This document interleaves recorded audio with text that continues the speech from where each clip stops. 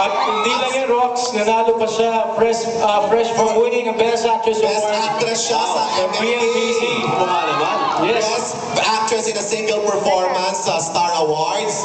Kaya naman sulit na ang kanyang paglipat. Siya true-blooded, ano na siya, kapamilya talaga. Sobrang mahal siya ng mga taga Channel 2. Ngayon po, sa kanyang unang pelikula, pakilala natin, PJ.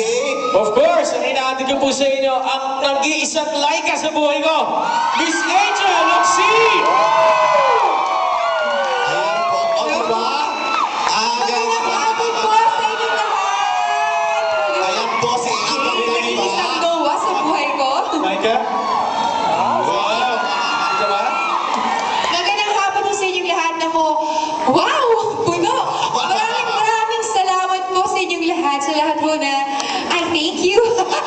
Sa lahat po na nagpunta dito, alam ko pong busy po kayo sa kanya-kanyang buhay nyo. Pero nandito po kayo para suportahan po ang pelikulang Pinoy. So maraming salamat po sa inyong lahat. Palakpakan natin si Angel Locsin. Siyempre, tatanungin natin si Angel, host. sige. Angel, na masasabi mo sa iyong unang pelikula sa Star Cinema? Host? Host ako eh. Interview portion daw. Masaya talaga ako. And, syempre yung magkaroon ka ng oportunidad na makatrabaho sa Direk Ronnie Quintos. That's right. At, syempre masasabi ko, nakagawa na ako sa Star Cinema. Yes. Ibang klase talaga yun. And, kaya nga po sinabi ni Roxy na last year nagpakilala po ko sa inyo sa ASAP na ako po si Angel Locsin. Ngayon, ako nga po si Angel Locsin. Ito na po ako.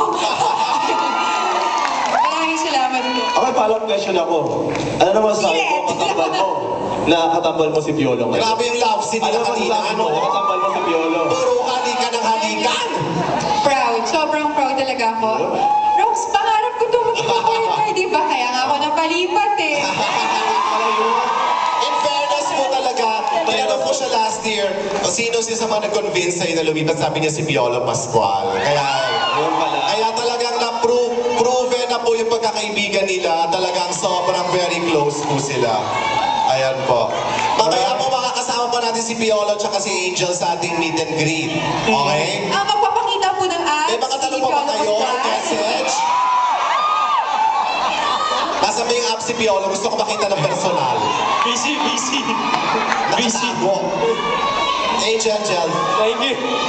Gusto rin po namin batiin ang mga kapamilya namin dito, yung mga Jello, tsaka CPA, yung mga addicts po na lumipad. Yun, sa Angel Locsin International Fans Club, Ayan, sa meron Jello, po. sa Addicts, Piola Addicts, maraming salamat din po. Eh si Tita Republic Lerma lahat. and Tito Cesar, maraming salamat po. And watch out for our Heartthrobs tour next year po here in the States. So that's gonna be in April. So sana po magkita-kita tayo ulit. And I'd like to take this chance again to thank everyone who's come here. And sana po you spread the word. And I'd like to ask you again kung nagustuhan po ba ninyo yung pelikula. Alright, kung galing Just spread the word. That is right. It's gonna come out in Manila by January 15. So sana po bumili rin po kayo ng DVD ng pelikula few months after it comes out.